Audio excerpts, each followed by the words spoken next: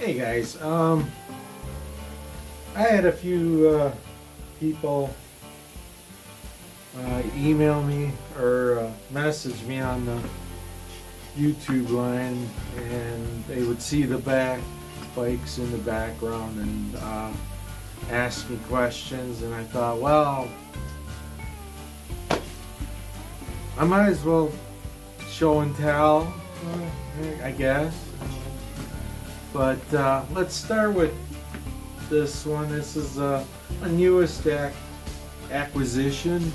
It's a AD, an Austria Daimler. It's an old company that went out of business. Someone wearing them early 2000s. I'm not sure, but I picked this up. I picked up the frame on eBay. I think it was like 359 bucks. Carbon fiber. Bit of a difficult build. I gotta do some things like back here, like the rear or the front derailleur.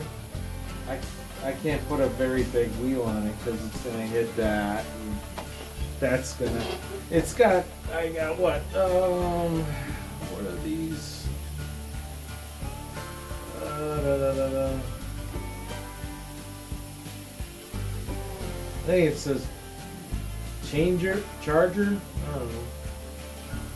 Oh, it's a Sunringo wheel sets.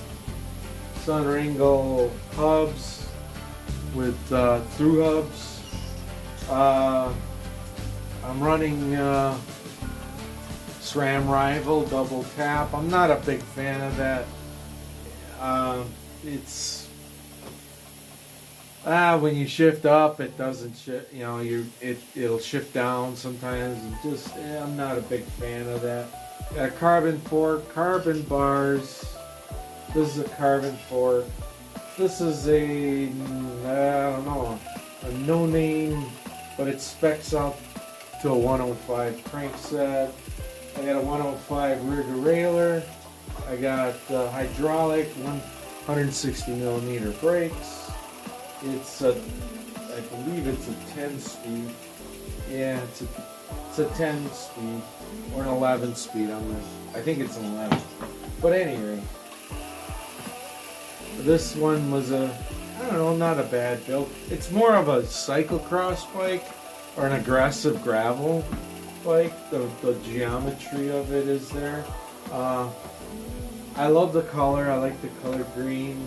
And when I saw this online on eBay and I saw the AD, I thought, wow, Austria Daimler's coming back. But what it ends up being is a guy on the East Coast got the Austria Daimler intellectual naming property, and he started importing these frames from Asia, and the frames are okay. They're not the best layup. They're the bladder style, so a lot of times when they pull the bladder out, some of the material from the carbon fiber will pull away, and it just looks not good. And I'll show you the pictures of that. But yeah, this is one of them. This is an example of a bladder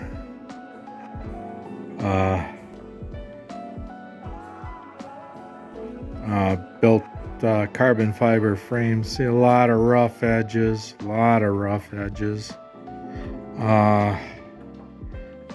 oops, very hard to explain, but I think I've kind of shown you what I've been looking at.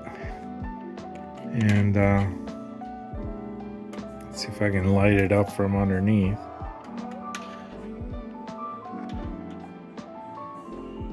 Yeah. There, yeah, you can see the really rough, especially this pile, that there. You can. Oh, ball thing fell over.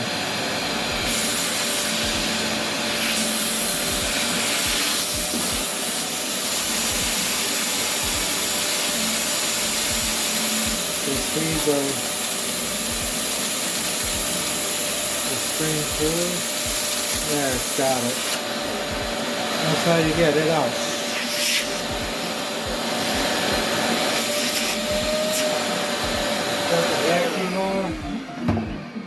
There. Just get it out like that. So we got to do the other side. I got into gravel riding and gravel in general. I kind of got the fever and went and bought a bunch of them. This is a Schwinn Advantage RX1. Kind of some of the neat stuff is it's got this rubber bumper back here to soften up the trail, and it's got one on the head on the stem. Comes with FSA crank, dub crank.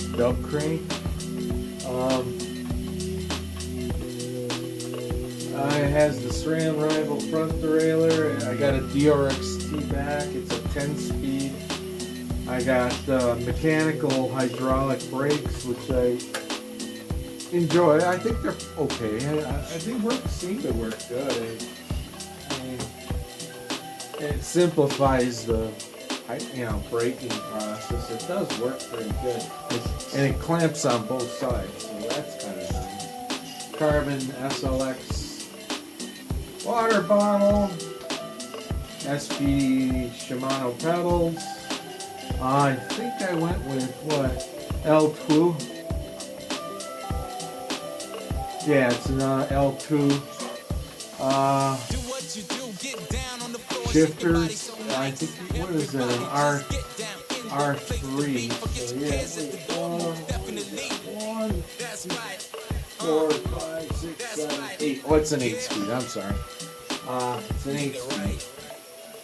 But and it's got Alex rims. I think these are carbon rims. I'm not sure, but I believe they're carbon.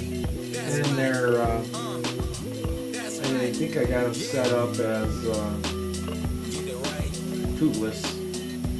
And I don't know, Kenda wheels, Kenda tires, gravel tires, carbon stem, or not carbon handlebar.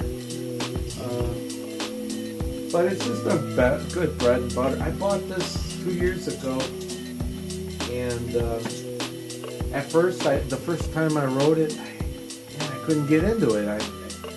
And I was just like, what the hell's wrong with this bike? I can't, there's just no love here. And I made a few adjustments. I pushed the seat back or forward, I think I pushed it forward. I changed the bar pitch. And all of a sudden it was like, it went from a bike I hated to, wow, this thing ain't bad. I actually like riding it. I rode it for all of last summer and did some upgrades to it. And but these Schwinns are one of the few Schwinns you can't go get at. They're not a Dick's Sporting Goods Schwinn. These were a higher end Schwinns you had to get at any Schwinn dealership that's still out there. But it's a nice bike. I really enjoy it. And it's got the, SRT Smooth Ride Tech. That sounds convincing to me. And it's got the SRT front stem. So, yeah, and I like this bike. I mean, and I don't know. I like L2. Is they're really nice shifters. They don't feel super cheap. I mean, they're on the level of, Tiagra, maybe, in that vein. So, yeah, that's a pretty good bike. Oh, wait a minute. Here's another oddball I picked up last summer. Bought the whole bike for $100, not far from my neighborhood. And this one I put microshift on. It's got 1, 2, 3, 4, 5, 6, 7. That's an 8-speed also. Got a XC crank, whatever that is. I don't know. I picked it up on Amazon or something. I think it's running an LX front derailleur. Got a microshift rear derailleur. Stock. Just the stock B brakes on it. And I was, you can be kind of clever with it. You take a third hand and you just kind of adjust it into the range for the drifters, and it works. I mean, it slows the bike down. It stops it. It'll stop it. Love the Bontrager frames. I think this one was a Waterloo frame. This is when they owned, Trek bought Bontrager, and then they moved all of the builds to Waterloo, Wisconsin. But they're still very, I mean, for a steel frame, they are very light, even by today's standards. I did go and put a rigid fork on it because I wanted to build kind of a gravel conversion bike. I don't know. It was a cheap build. Not much else to say about this guy, but it's got what, System 2 Trek hubs on the front, STX hub on the back, and this thing just works. It just works great, and really, I rode it a few times. It's a very compliant bike. It's comfortable, and it's a little twitchy. I mean, for I think in the 90s, this is a 95. Yeah, there, but here or there. And the mountain bikes were twitchy back then. And I raced many bikes, and the mountain bikes were just they were twitch monsters. And I don't know how many times you would try to go in, carve a turn real tight, and the front end would talk, and you just kind of go over the top, front of the bars, and there you have it. And that's bike what, number 3? Alright, we got the Royce Union here. It's pretty much stock. It's got just mechanical brakes. I put these are all Tegra.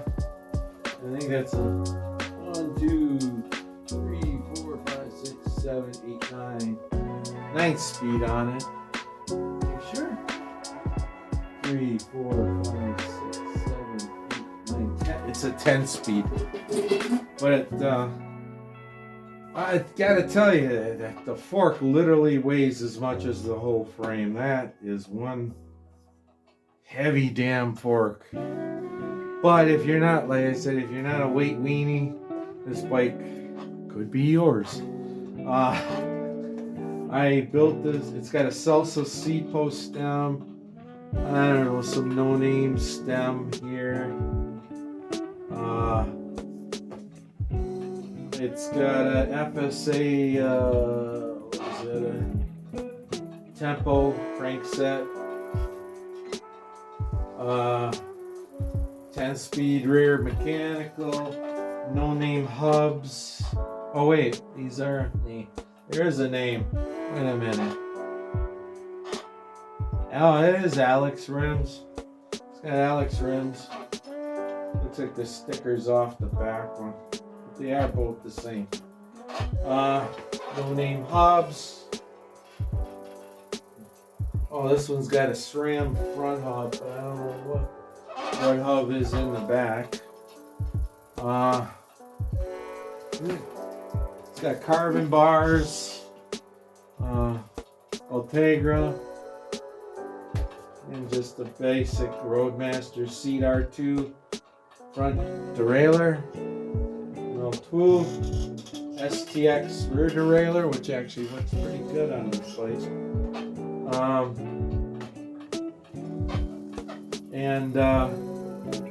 It's just the thing. The crazy thing is I just can't stand to see a bike not together. I hate that unless it's a wall hanger frame, something that's really weird and unusual, and just hangs up on the wall. I don't know. So I don't know. This is kind of a nice bike. Again, I think it's entry level, and I'm gonna put it up on the chopping block this spring, because I rode it twice, and it's not a bad bike. It's just I've moved on, and this just happens to be one of the guys that are hanging around. Hi guys, next up is this Grizzle, and this is the I forget the model, but it's like the 8XL something.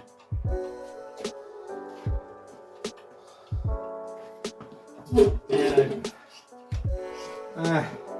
was one of those nights I was drinking a lot of wine and knacking on the cell phone, and I ended up buying this thing. But they had them on sale, end of the year sale.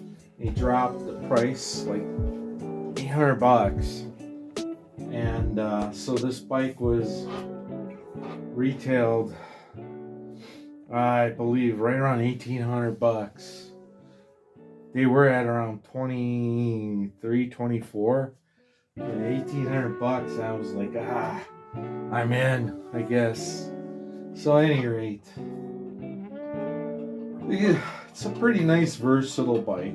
I gotta put a new inner tube in it. It's got a leaky front inner tube. Or I'm just gonna, see, I'm still on the fence with tubeless. I like it for some things. Other things, I'm like, they're kind of a pain, because you gotta get the plugs and whatever. But GXR crank, GXR rear derailleur, 11-speed GXR shifters. It's a nicely spec bike. Light, right around 21 pounds, which isn't bad, I guess. And the paint color is dried kelp. I was like, not my kind of color, but I'll take it. That's probably why they were on sale for $1,800, because not the most inspiring color, I'd say. But I don't like these little pedals. I'm gonna put a different set. Or are these the carbons? Yeah, these are the carbons. No, these are actually pretty good. They're pretty light. I usually, when I gravel ride around here, it's usually like paddles, because you're not doing a whole lot of hike-up biking around here. Comes with GRX hydraulic brakes, 160 mil rotors. Bars are 142 or 420 millimeters. And everybody goes, "Ooh, that's so wide." That's so... In my racing days, when I road raced, I rode with 140 millimeter bars, and when I crit raced, I rode with 380 millimeter bars, because crit racing was those tight quarters, road racing not as tight quarters. So and kind of opened you up. It was really hot. It kind of opened you up, and granted, it probably wasn't aero enough. And any rate, yeah, it comes with all of the. One thing I don't like about Canyon is they're damn proprietary, because you can't just bolt on a top bag, because the bolt width is theirs. Because other companies, they'll run a bolt width like that wide or wider, and these guys just run that one. So you gotta pop open their catalog and buy their $149 top bag, and then this stuff you can get the panniers or whatever they call them now. The weird thing is they have two little screw holes back here, but nothing to bolt if you want to put a rack back here. There's nothing. It's gone. I don't know. Nothing there. The other thing that I'm kind of got a beef with is their seat binders. They're awful. They're the worst. And I bitched at them, and they've been silent. Because I'm a big guy. I mean, granted, I'm like 240 pounds now. I've lost, since last year, I was at 270 something, 8, and started riding again. I'm getting back into it after a 20-year hiatus. Got back into it, and granted, I'm not the lightest guy on the planet, and but I can't tighten this thing down tight enough to keep the seat from migrating down. That's my only beef with this bike. It just drives me nuts, and I got it to a lesser point, even with all of the friction gel. I got it to a lesser point where it drifts, but it's still, when I get home, it'll go down about 5 to 10 millimeters, and just kind of ticks me off. I did machine a collar I'm going to put underneath the seat, so the seat doesn't go side to side so much, it just goes down. So that is the only bitch I have with this gravel bike. But otherwise, this is, for the price, you couldn't get a Trek. And the frames are really good quality. They're really good quality frames. I compared it to a Trek, and a Trek with the same component group, because this is like the 8000 or the 800, 801, whatever, GRX group, which is kind of the higher tier. That's kind of from like the Ultegra, and it's a higher end group, where the Trek, you get the 601, I believe it's the 601 Trek, and that one's $3,400. So it's not a hard choice, except for the damn binder bolt for the seat. Okay, last but not least, this is Canyon's kind of an all-road. It's an endurance bike, but it's more or less an all. I do take it gravel riding. I do take it on gravel. I was gonna go with a little bit bigger wheel tires, but my only beef with this bike is I'd like the stem to be a little, like maybe another 5 millimeters taller. You can't do that with these bikes. It doesn't allow for it, so that's kind of a bummer.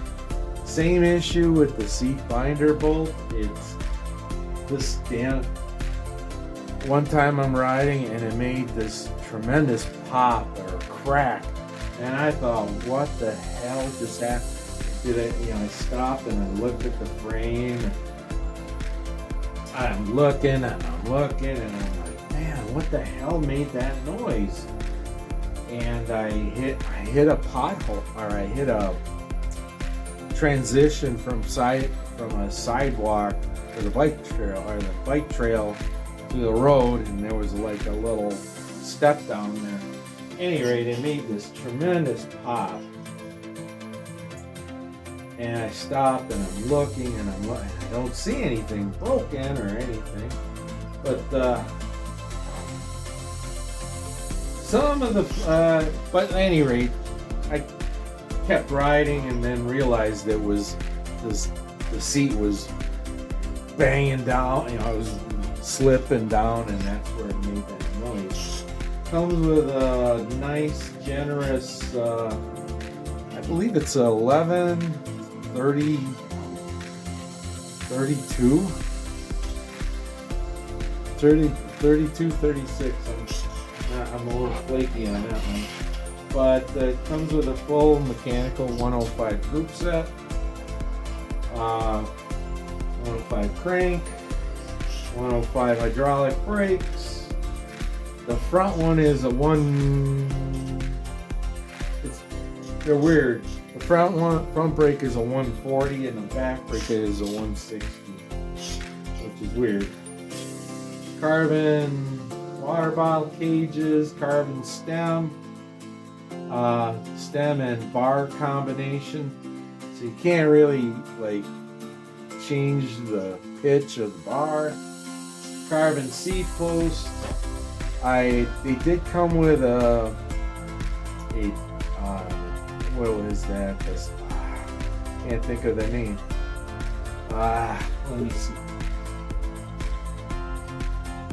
Sella Italia seat, but the Sella Italia seat is rubberized, and when you sit down, a lot of times, when you're riding, you sit down and you kind of scoot into position. You scoot your butt in a position. Well, you had to stand up and reset. Otherwise, it would kind of pull your cogs, your kit on the bottom end, and I didn't like that, so I bought. I forget who makes this seat, but it's a little more comfortable and a little more compliant on my butt. And anyhow, comes with old vintage Ultegra look style pedals. But I love this bike. It rides really nice. It's real compliant. Here's the weird thing about Canyon. This is a small, but when you compare it to my medium, the difference is maybe 8 millimeters. And the small is just it feels like it's okay. I can ride it and I'm good with it. But the medium just feels a little more like I'm in the cockpit.